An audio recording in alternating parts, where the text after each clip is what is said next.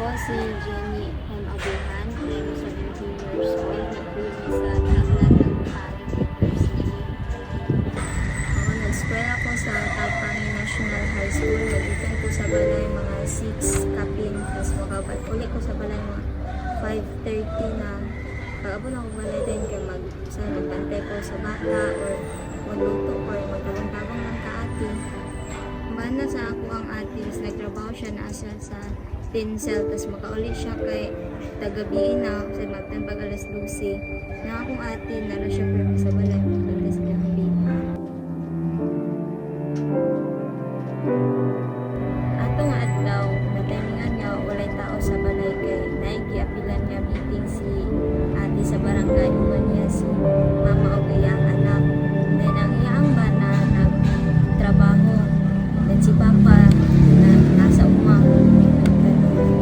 Then ako po ato, nag-eskwela, wala ko sa tabay ito na kami sa crossroad, nag-GDBP. Ato nga time kay ganahan siya sa nanyan, nasaya sa barangay nga. Naadaw lagi ko na sunog, pero naduma kay una, dito daw sa, dapit sa ubos ang naisunog. Nanapo ko na, dito daw ko na sa ilaang. Ito, nagyatuan daw yun ni ate. Balay ni Luisa!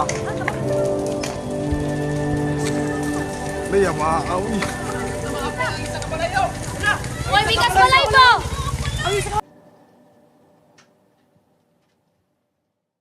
Sayang kay daghan na ba ilang mga gamit nga napalit, daghan na sila na kung ano to nga balay. Kay nasunog lang. Okay lang, at least walay na parang sila nasamdan or something nga nawala jud. Kaya ang gamit ano mong na siya mabalik lang.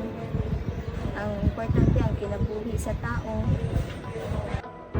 Ang Lumbia Fire Station nagmugna og usa ka fire prevention initiative nga ginganlan og kabataan luwas kabalayan in collaboration with Barangay Lumbia. Kung diin atong gitarget ang atong student population.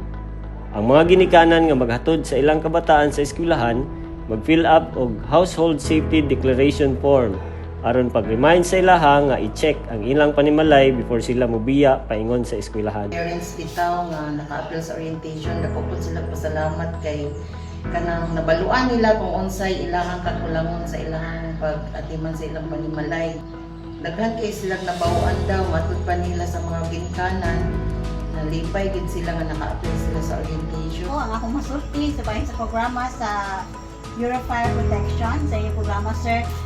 Dako kay siya og tabang sa amua, may balo sa amua sa mga pahimangno, mga kaayuhan, bahin about sa sunog, kung saan na mo siya pag-prevent.